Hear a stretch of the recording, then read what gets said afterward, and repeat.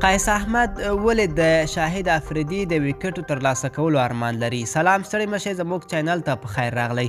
که غواړئ پوه شئ ویډیو تر اخره راسره وګورئ. قیس احمد لا هم د شاهد افریدي ویکټ اخیستل یادوي. د افغانستان ځوان لیګ سپینر توپ اچوونکی قیس احمد لا هم د لنکا پریمیر لیګ LPL سیالیو په لړ کې د پاکستان پخواني الراونډر شاهد افریدي ویکټ اخیستلو یادوي. په یوه ځانګړې مرکه کې 20 کلن قیس احمد څرګنده کړه چې شاهد افریدي د هغه د خوښې لوبغاړی و کله چې هغه د کرکټ لوبه پیل کړه. قیس احمد وویل چې هغه د لنکا پریمیر لیګ کې د شاهد افریدي ویکټ له اخیستلو وروسته ډیر خوښ شو، ځکه چې له ماشوم او افریدي د خوښې لوبغاړی و.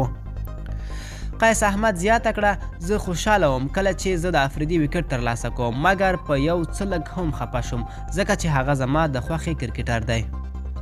قیس احمد د سریلانکا پریمیر لیګ کې هم د خپل توپ وهنې وړتیا وښوده، چیرې چې هغه د کولمبو کینګز لخوا د ډومبولا ویکنګز خلاف یوازې په 22 توپونو 50 ناسوځېدلې منډې جوړې کړې چې پکې د پاکستان الراونډر انور علي خلاف یې په مسلسل ډول 4 شپږیزې ووهلې.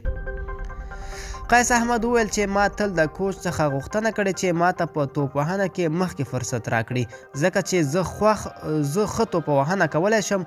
زه اوږده او پراخه توپونه نشم کولی، مګر زه کولی شم چې ډیر شاټونه ترلاسه کړم.